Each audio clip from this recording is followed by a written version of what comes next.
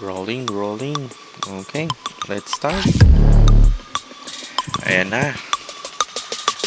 Welcome sa pilot episode ng Pops Machine. This is your host, Pops. And pag-uusapan natin for this episode ay Parallel Universe. So, isang mabilis na intro muna. Tapos start tayo with stories from Parallel Universe. Okay? Stay tuned.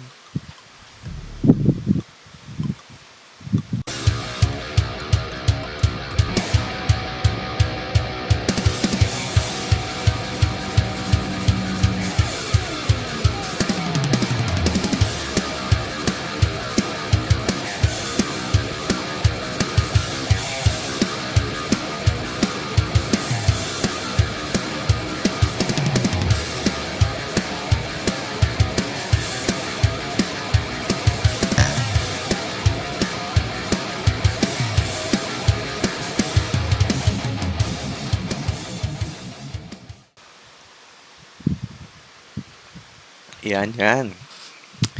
So, yes.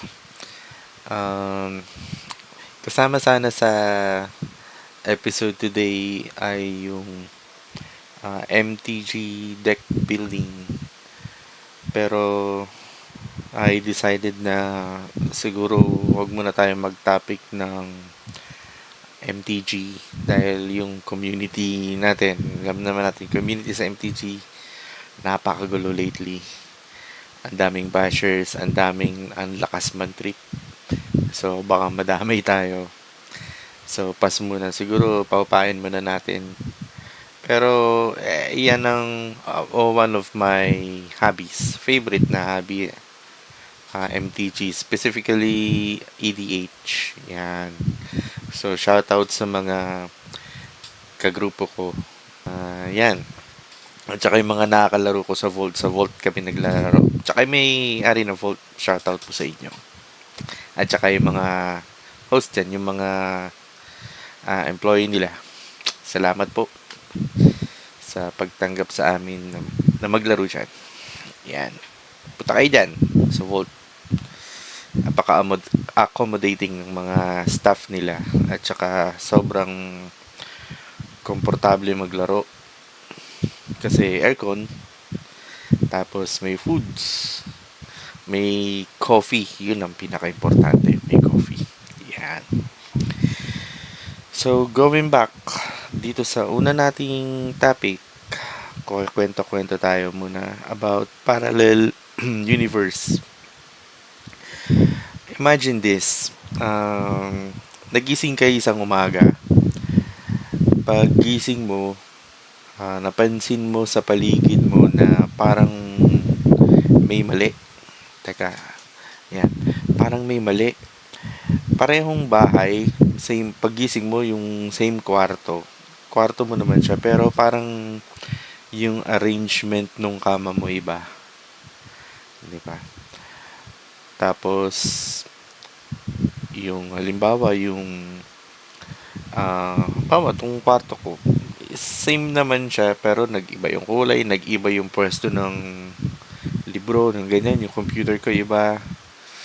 Pero na-recognize mo na siya rin, yun yung kwarto mo.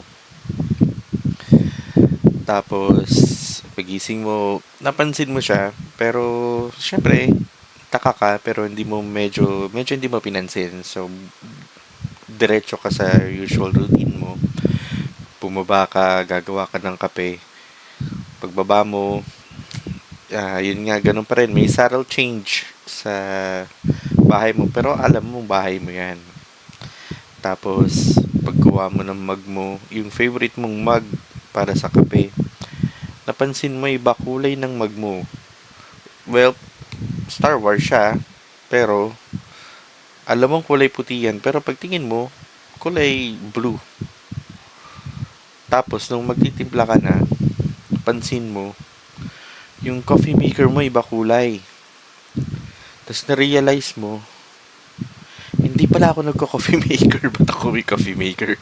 Kasi 3 naman lang kape mo. Tapos, yun nga, naisip mo, parang nababaliw ba ako? Ano nangyayari sa akin ngayong araw na to? Parang may naririnig kang ugong sa tenga mo. Ganyan. Tapos, yun nga, medyo masakit yung ulo mo. Tapos, all of a sudden, biglang may nag-flash na maliwanag. Tapos, na nawala yung buzzing sound sa tenga mo. Tapos medyo nahilo ko ng konti. Parang naalog ka na ganyan after nung flash. Pagtingin mo sa paligid mo, bumalik na. Yun na, yung kape mo, yung mug mo, puti na uli. Star Wars na white. Tapos, wala na yung coffee maker mo. Hawak mo na yung 3-in-1 mo, magtitimpla ka na.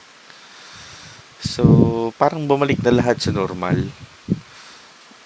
Ano yun? So, ano nangyari? Parang imagination ko lang ba yun? Na malikmata lang ba ako? Mali lang ba yung gising ko? o di kaya nag-slip ka sa multiverse for a moment? Nag-switch ka sa ibang reality, then bumalik ka bigla sa sarili mong reality. Yan ang pag-uusapan natin. Kasi maraming ganitong cases na na-experience sa buong mundo. Kinukwento nila na uh, yun nga, minsan pagising nila or minsan may mga trigger eh. Halimbawa, bigla na lang nag-iba. Pero yung change niya, very subtle. Parang konting-konting change lang. Tapos, babalik na sila. Merong hindi. Merong bumabalik. So, parang nakakatakot pag hindi. So, yun. Nangyari to sa isang traveler sa Tokyo Airport. Nung pinakita niya yung passport niya dun sa Tokyo Airport, medyo naguluhan yung mga tao sa airport kasi legit naman yung passport niya. Pakita natin yung passport niya. Ayan. Siya si Jinansfer Berhodrick. Ayan. So, pagtingin nila ng mga tao sa airport, na-confirm naman, legit naman yung passport. May mga stamp ng mga pinanggalingan niya, legit naman. Pero, ang problema, yung pinanggalingan niyang lugar. Ang sabi niya, so tinanong ng mga taga-airport, taga saan ka sir? Anong nationality mo? Sabi niya, I'm from Tured. Tapos, syempre nagulan sila kasi wala namang Tured na bansa. Tured. Tapos, na taranta na yung mga tao kasi wala namang ganun. Wala namang ganung bansa. So, yan. Doon na nagkaroon ng problema. Ngayon, pag-usapan natin yung parallel universe. Hindi na to bago sa atin eh. Kasi, naririnig na natin to, especially sa mga movies like Marvel, yan. Di ba? Parang medyo ano pa nga eh, malabo pa yung version nila ng multiverse sa X-Men eh. Medyo magulo. Pero maraming explanation, maraming theories na nag-explain ng parallel universe. At ang isa pa dyan, explained na siya ng science, specifically quantum physics. Ang explanation nila dito yun nga, yung parallel universe, ang tawag nila doon many worlds. Yeah, many worlds interpretation of quantum mechanics. So, ang sinasabi nila, yung universe natin ito, may ibang version pa, all at the same time, nangyayari siya ng sabay-sabay. Halimbawa, ako ngayon nagsasalita ako, may isang universe na version ko rin or universe nila na parehong-pareho, may subtle change lang. Halimbawa, on that universe, walang Coke. Hindi na-invento yung Coke. Or in that universe, um, rockstar ka. Gusto mo ba yun? Or siguro, presidente ka ng isang bansa. So, ang sinasabi ng quantum, many worlds interpretation ng quantum mechanics, yun nga, nag exist all at the same time yung mga universe na to. Dati, ang unang explanation nila, nag exist yung mga universe na to, pero hindi nag interact sa isang isa. So, halimbawa, itong universe na to, nag-exist din yung iba, nag-exist yung iba, pero hindi nagtutugma. Gets mo? Yung parang, itong universe na to, hindi mag interact doon.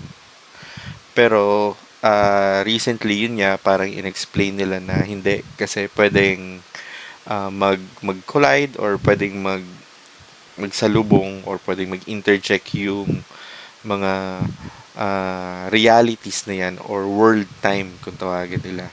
Kaya nagkakaroon ng mga ganyan yung nagja-jump ng different realities. Pwede ring ang iba naman bubble. Halimbawa, etong universe natin, etong reality natin nasa parang bubble tayo. May exact version natin ng universe na to in a different bubble. Pero universe siya. Tapos malayo. Halimbawa, itong universe natin, may exact the same universe pero nasa malayong lugar. Very different from many worlds interpretation ng quantum mechanics kasi ang sabi naman doon sa kanila nangyayari sabay-sabay, magkakatabi. Parang nangyayari all at the same time na isang lugar. Yan. Parang may narinig pa nga ako na kasama yan sa recently na-discover nila sa CERN, yung parang isang atom na-discover nila na nag-exist sa isang, well, dalawang lugar at the same time. Isang object, bawa isang atom, nag-exist siya sa dalawang lugar. So, parang doon nila na patunayan na posible nga yung multiverse or yung many worlds na interpretation. Kasi kung pwedeng mangyari sa atom, bakit hindi sa buong universe? 'Di ba? O sa isang tao, sa isang plane, sa isang existence, 'di ba? Kung sa isang atom pwede, then pwede siyang mangyari sa buong universe o sa buong reality natin. Meron ding iba na ang explanation kaya-exist daw tayo sa simulation. Yan, gagawa tayo ng ibang episode tungkol dyan para ma-explain natin ng maigi. So, yan, simulation. Ang according to Neil deGrasse naman, ng explanation niya, well, not real explanation, ang naiisip niya sa many worlds interpretation is, halimbawa tayo, mga tao, kaya na nating gumawa ng simulation. Halimbawa, computer simulation. Halimbawa, yung Unreal Engine, di ba? Halos parang totoo na. So, halimbawa tayo, o ako, yung programmer, gumawa ako ng sariling version ng simulation doon ng humankind. Doon sa simulation na yon, sobrang detailed, katulad ng details na nakuha natin ngayon. Posible na siya, 'di ba? Or maybe in sa future or sa near future, makukuha na natin yung sobrang perfect na details doon sa simulation na yun. 'Di ba? Tapos gumawa ako ng simulation. Yung simulation na yun, sobrang advanced niya na, may AI and stuff. Itong simulation na to, yung isang tao na ginawa ko ron, na programmer, gumawa rin siya ng isang simulation niya. 'Di ba? Then, yung simulation na yun, yung isang character dun sa simulation, gumawa rin ng isang simulation. So, pababa, maraming simulation siya. So, it exists simulation to simulation, pababa, padami na padami. which is not impossible, di ba? Kasi kaya natin ngayon na lang yung AI na nagagawa ng tao, kakaiba na talaga, nakakatakot na. So, posible, di ba? Yun. So, ayan, yung mga ibang kwento ng parallel universe. So, posible, depende kung paano mo siya paniniwalaan. So, yan. Favorite ko kasi to topic to eh. Pasensya na. Ayan, meron akong, lalo na sa mga movies yan, yung Fringe, Rick and Morty, yan, Marvel, syempre, Sliders, The Man in the High Castle, diba? Yan yung mga pinaka-favorite ko sa lahat ng multiverse na or parallel universe na movie is yung Yesterday. Yung movie na Yesterday kasi ang kwento nun parang musician siya tapos napunta siya sa parallel universe dun sa ibang reality o sa isang world time na napuntahan niya same exact version niya siya yun pero at that reality hindi nag-exist yung Beatles musikero siya. So, halos, hindi niya naman totally kabisado lahat kanta ng Beatles. Pero at that timeline, or world time, hindi kilala ng tao yung Beatles. So, ginawa niya, tinugtog niya yung mga songs ng Beatles. Then, yun, sumikat siya. He claimed na ako yung writer niyan. Ganyan. Then, basta, panoorin nyo. Highly recommended yun. Lalo na for musicians or dun sa mga tao na idol din ng Beatles. Panoorin nyo yun. Yesterday. Hindi ko malala kung anong year eh. So, yun. Going back dun kay Ginansfer Behordrick. So, tinanong siya, anong pangalan? Yan. Ginansfer Behordrick. Age. Tapos, country of birth. So, doon na nagka-problema sa country of birth. Kasi, hindi nga, nag-exist yung Torred. So, ginawa ng mga tao sa airport. O, sige, kuha tayong mapa. Turo mo kung saan nakalagay yan. Adi, kuha sila ng mapa. Ayan. Tinuturo niya tong Andorra. Nasa ano siya eh, parang nasa Europe, bandang Europe yan. Tinuturo niya tong lugar na to, yung Andorra. Ang sabi niya, hindi Andorra yan. Ano yan? Kingdom of Torred. Okay. So, sabi ng mga tao sa airport, wala naman nun. Wala naman. Wala na. Ang nakakatawa kasi, ang sabi nung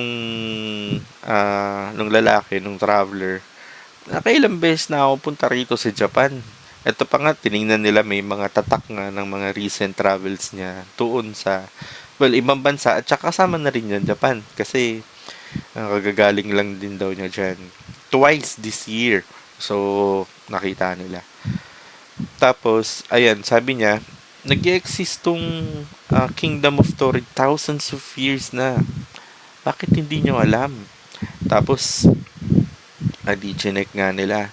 Naglabas pa ng wallet si traveler.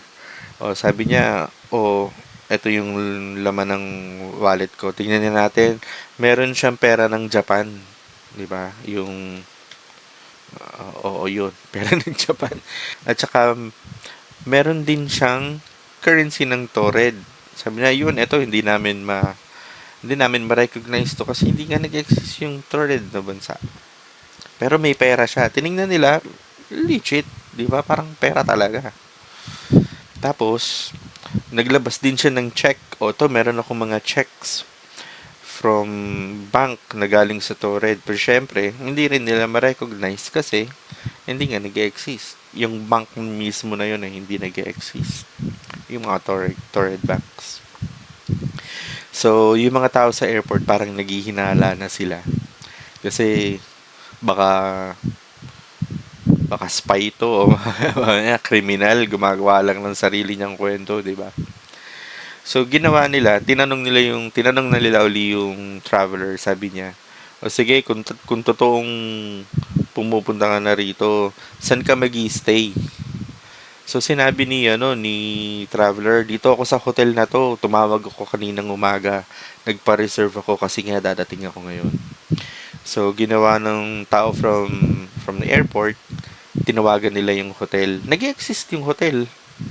Pero nung tinawagan nila, wala daw silang nakuhang reservation. Wala raw tumawag sa kanila na ganitong tao. Hindi nag-exist yung reservation. Pero, yung hotel nag-exist. So, doon ka magtataka. So, habang kinakausap sila ng, ah, yun nga, nung mga taga-airport, nagring yung phone ng isang ah, taga taga-customs. Doon yata mga taga-airport. Tapos sabi niya, "Sir, kailangan mo sumama sa amin." Ayan na. So, dinala siya sa isang room, parang secured na room. Security room yun actually. Doon sa airport. Kasi nga, hindi naman siya arrested.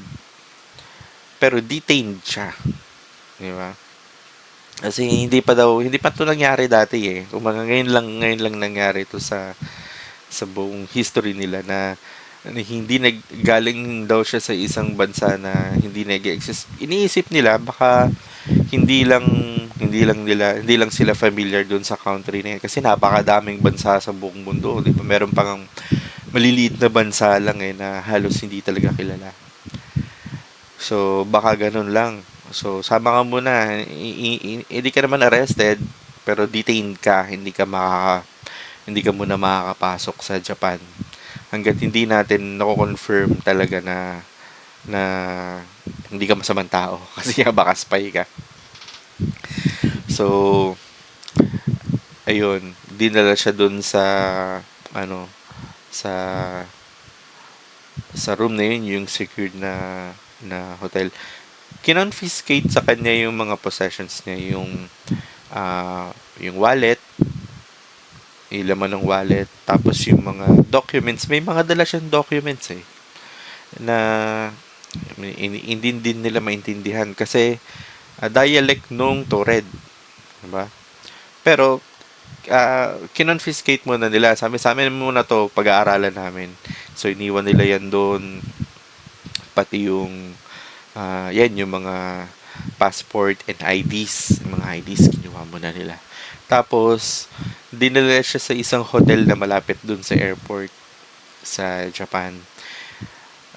Pagdating doon sa loob ng hotel, inescortan siya ng dalawang guard. Nagrereklamo na from the start yung etong lalaki, si Traveler, kasi masakit daw yung ulo niya, parang nagpipintig-pintig daw yung ulo niya. Yun lang naman ang nireklamo niya. Medyo naiinis na siya, pero syempre, walang choice eh. Kailangan gawin yan sa custom. Lalo na nangyari to, parang post-war ata to eh, nangyari. So, sobrang sobrang ingat ng Japan.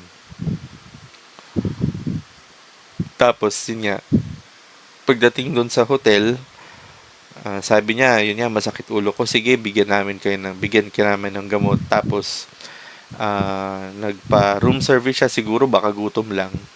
Binigyan siya ng pagkain. Yung waiter ng hotel, ay yung room service, dinalan siya ng pagkain. Tapos yung dalawang guard nakabantay lang sa labas ng pinto all this time. Dinala yung food, tapos umalis na yung room service. Then, nag-stay na yung tao dun sa loob ng room. Ng gabi. Sabi nila, rest ka muna dyan. Di ba? Inom ka ng gamot, kain ka, pahinga ka muna. Now, next morning, umaga, pinapatawag na siya nung customs sa airport. Balik na raw kayo ron. Continue tayo dun sa investigation natin. So, tinawagan yung guard. Yung dalawang guard, kumatok. Nung kumakatok sila sa pintuan, hindi sumasagot yung lalaki. Kumakatok silang ganyan, walang sagot. Bakit hindi sumasagot? So, ginawa nila, finors na nila yung pinto, binuksan nila. Pagpasok nila ng room, doon sa loob ng room, pagtingin nila, walang tao. Wala yung lalaki. Tapos, yung room, parang, parang hindi gamit. Imagine yung parang hindi ginamit yung room. Yung mga beddings naka-fold ng maigi. Alam mo naman, di ba, pagpapasok ka ng hotel, tapos kapapasok mo lang, yung sobrang tiklop, alam mo yun, sobrang tiklop ng mga nung kama. Tapos, syempre, basta malalaman mo kung may gumamit ng room o wala. Pero pagpasok nila, parang walang gumamit. So, nagtaka sila. At saka, at that night, may room service, di ba? Nagdala yung room service ng cart na may pagkain. Walang pinagkainan, wala doon. So, nagtataka sila. Tinignan nila yung bintana, wala naman traces ng ah, tumalon sa bintana or what what not. Walang traces ng ganun. So, ni-report nila dun sa sa customs or dun sa airport, wala na yung tao dito. So, yun, hanggang sa hindi na nila nakita yung tao. Ngayon, sabi ng mga tao sa airport, sige, punta tayo nun sa secured room, security room, tingnan natin yung mga gamit niya. Ayun pa isa, na-baffle silang lahat kasi wala na yung mga gamit. Etong room na to is a secured room. 'Di ba? Walang pumapasok dun sa room na yun kasi secured niya siya. At saka iniimbestigahan eh. Alam mo naman, syempre, pag iniimbestigahan, di ba? Sobrang maingat sila dyan. Walang, walang traces na finors open or walang ano. Pero wala na yung gamit doon. Miski yung ID, yung wallet, yung passport, wala na. Wala na ron. As in, parang nawala na talaga yung mga gamit niya. So, hindi na nila alam kung anong gagawin nila kasi nawala na yung tao. So, dumating na sa kataas-taasan nila hanggang sa na-escalate hanggang sa dumating na sa umabot na sa gobyerno ng Japan na wala na yung tao. So, ang ginawa nila, nag-decide sila na ah, total blackout, walang makakalabas sa nangyari. Kasi kasiraan nila yun, di ba? Nawala yung tao, hindi nila ma-explain. Sabi ng gobyerno ng Japan, walang makakaalam, walang lalabas. Miski yung hotel, lahat ng nakausap ng tao doon sa airport, doon sa hotel, doon sa security, walang makakalabas na kwento. Hanggang sa wala na, ah, hindi na nila nalaman. Pero syempre, yung kwento lalabas at lalabas yan. Hanggang sa ngayon, wala silang may isip na explanation. Well, may mga theories na baka daw spy. Alam mo na, kasi panahon na nga yun, mga 1950s yan nangyari. Nagbubrew pa lang yung Cold War. So, maraming spies everywhere. Baka pwedeng spy yun, tas nakatakas. Ang malaking tanong dun, yung gamit na wala, di ba? Tas wala naman traces of force entry. Yun ang pinaka nakakapagtaka. So, yun. Siguro nangyari yun.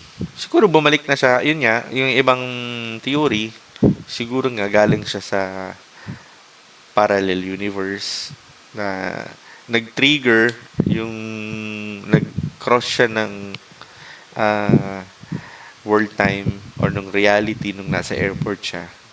Pagdating niya ron, hindi na siya. Nasa ibang reality na siya. Kaya hindi nag-exist yung Torred. Ang nakakatakot dun, yung isa, yung iniwanay niya. Paano kaya yun? Pagpunta niya ron sa Japan, yung Andorra naman, wala namang Andorra na ano. Well, diba? Sabi kasi nila, nag-exist ka nga nag-exist ka dun sa mga multiverse na yun. So, paano kaya yun, no? Nag-switch kaya sila? Or nawala yung tao dun sa world time na yun? Tapos pumunta siya. Ewan ko. Di ba? Hindi natin ma-explain. Yun yung malaking question mark. So, yun. Yun yung kwento natin for parallel uh, universe. Meron pa isa. Ang kwento na to is from, well, the person's name is Lerina Garcia from Spain. Pakita natin yung picture niya. Ayan, si Lerina. Ayan. So, ganito yung kwento niya. 41 years old siya from Spain. Yan. Post siya sa internet. Humingi siya ng tulong. Kasi nga, sabi niya, nag-jump daw siya sa different universe. Kasi, stuck na raw siya rito sa universe na to. Ganito yung nangyari. Pagising niya sa umaga, napansin niya, iba yung bedsheet niya. Tas iba yung pajama niya. Nung natulog siya, nung gabi na yun, naaalala niya na yung pajama kong suot iba. Tapos pagising niya, yun niya, iba yung bedsheet niya. So, tataka siya. Ba't ganun? Tapos, ganun, may, katulad nung may subtle change lang. May konting pagkakaiba. Pero, yun pa rin, alam niyang kwarto niya yun. Pero, alam niyang mga gamit niya yun. Pero, may maliit na details na kakaiba. So, at that point, medyo confused na siya. Ano nangyari? Paano nangyari yun? Ba't iba yung bedsheet ko, tas iba yung pajama ko pagising niya? So, hindi pa siya nag-suspect. Kumbaga, hindi pa niya masyadong pinansin. Yung usual na routine niya, ginawa niya, bumangon siya, bihes, naligo, pumunta sa trabaho. Eto na. Pagdating niya sa trabaho, yung building the same Parehong-pareho yung building. Pero, napapansin niya yung mga tao sa office. Iba. Well, sila pa rin. Pero, may change nga. Kumbaga, parang may konting mali. Tapos, pumunta na siya ron sa office niya. Pagdating niya ron sa office niya, iba na yung pangalan na nandun sa office ko. Pinalitan ba ako? Tapos, nagtataka siya. Yun yung isa sa mga parang nag-iba. So, after a little searching, nag-ikot-ikot siya. She found out na nagtatrabaho pa rin pala siya ron sa company na yun. Pero, employed siya sa ibang posisyon. Hindi na yun yung posisyon niya. Na yung natatandaan niyang posisyon, hindi na yun. Nasa iba na siya. Kumbaga, nasa ibang department siya. So, diniretso niya yung araw. Medyo, nga lang siya. Litong-lito na siya sa mga nangyari. Kasi, kahapon lang, galing ako dito sa office ko. Iba yung trabaho ko. Tas ngayon, ba't iba? Di ba? Iba na yung posisyon ko. Wala naman akong ginawa. Natulog lang ako. Pagising ko, iba na. So, after work, ayun na, medyo nagdududa na siya sa sarili niya. Ano ba, nababaliw ba ako? O kinukulam ba ako? Hindi mo ata usukulam sa Spain. Pero, yun nga, naghihinala na siya. So, ginawa niya, punta siya sa doktor. Nagpa-check siya for any physical abnormalities. Yan, abnormalities. Pati yung presence of drugs o alcohol, pina-check niya sa katawan niya. Pero wala naman nakita. Walang nakitang drugs or alcohol. Kasi baka iniisip niya, lasing lang siya or what. Wala malinis. So, walang nakitang any substance sa katawan niya. Ngayon, sabi niya, tataka pa rin siya, syempre, ano nangyari sa akin? Ang ginawa niya, uwi na nga lang ako. Pag uwi niya, pansin niya, ba't wala yung boyfriend ko? Hindi ako pinipm mo, hindi ako tinetext ha. Pag uwi niya sa bahay, ito pa ang isang malalang nangyari. Siyempre, pag uwi niya, ina-expect niya nandun yung boyfriend niya. Wala. Nasaan yung boyfriend ko? At buong araw akong hindi kinakausap. Adi naglakad pa siya ron sa loob ng bahay niya. Pagtingin niyang ganun, andun yung ex-boyfriend niya. Yung boyfriend niya na matagal niya nang hiniwalayan, andoon. Sabi niya, yung nagawa mo rito? Sabi niya, ha? Eh, boyfriend mo ako. Dito ako, syempre. So, parang hindi niya na lang pinalata na, ha? Hindi niya lang sinabi na, matagal na tayo hiwalay. Bakit ka nandito? So, parang napaka-strange kasi hindi na yan yung kasama ko eh. Tapos hindi niya mahanap yung boyfriend niya. Then later, she found out na hindi nag-exist yung boyfriend na yun dito sa reality na to. So, wala siyang choice kundi i-boyfriend yung ex mo. Boyfriend niya na ex niya.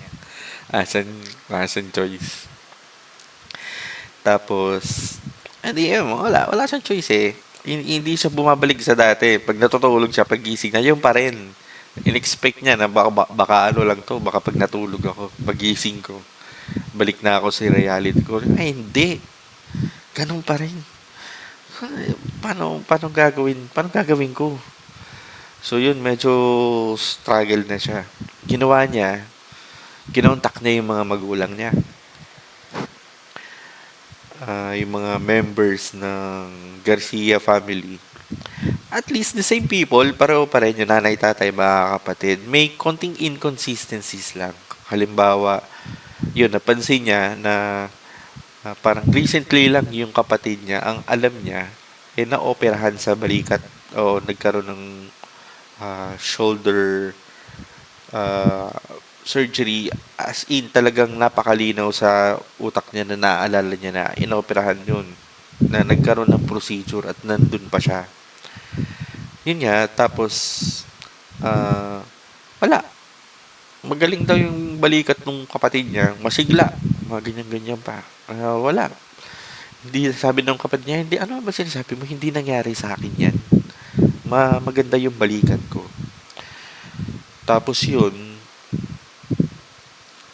uh, yung mga details, maliit lang yung yung pinagkaiba.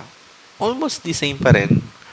Pero syempre, parang nakakabaliw yun. Kasi hindi naman, hindi, ito yun eh. 'Di ba? Hindi ako dito nakatira. May mga maliit na details na iba dito sa reality nito na hindi ko alam paano nangyari. 'Di ba? As frustrated na siya. Ginawa niya, ay baka yung mga email ko. Check siya ng email niya, wala. Yung mga lumang email niya, wala talaga. Gulat siya kasi burado lahat. Email niya existing, the same. Pero wala nang message.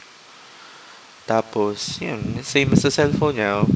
Same, pero walang message. Walang mga previous message or yung mga old text. So, pictures nandun, which she recognized na nangyari, ganyan. Pero, yun nga, syempre, wala yung boyfriend niya. Wala ang picture dun. Kasi nga, hindi pala nag exist dun sa reality na to. So, medyo ano na siya, frustrated na siya. Papanik na siya. Paano ako babalik? Hindi ko alam. Lahat na ng doktor pinuntahan niya, psychiatrist, neuro, pati nga sleep expert. Pinuntahan niya na. Nagpunta siya sa mga social media, nag-message na siya kung naghanap siya ng way para makabalik dun sa... Kasi, dumating yung time na naisip niya na yun nga siguro nasa ibang reality ako. Nag-shift siguro ako ng ibang reality o ng ibang world time. Kaya nangyari sa akin to. Kaya ang iniisip niya ngayon, kung paano makabalik doon sa reality na yun, apparently wala.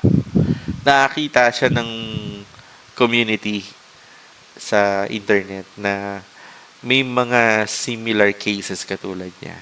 Yun, doon siya nakakita ng parang support. Kasi pare-pareho sila, naiintindihan nila sa kasi nangyari sa kanila. Pero wala pa ring answer kung paano nakabalik. Stuck pa rin sila sa reality na yun.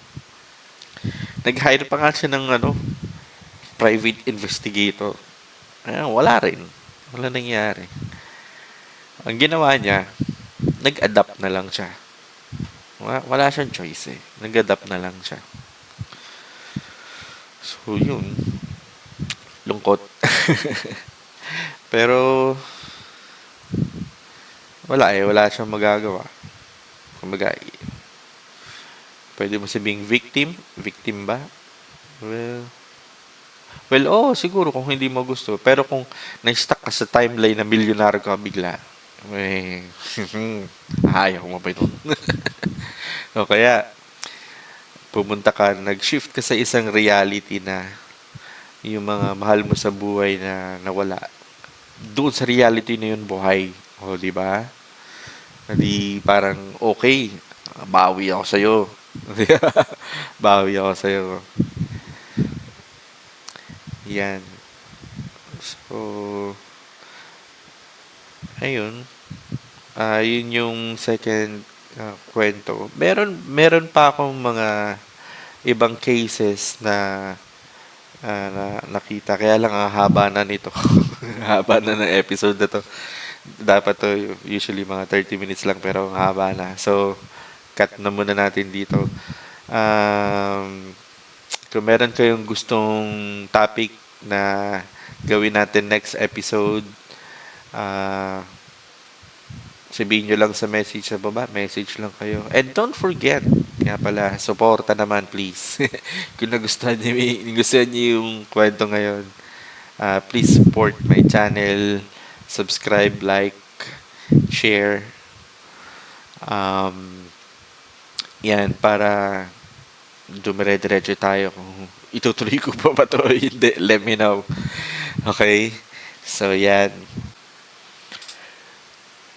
Alright. So, again, maraming salamat sa lahat ng nanood, at manonood pa, sa lahat na nag-like, nag-subscribe. Maraming salamat. And I see you on the next episode. Bye.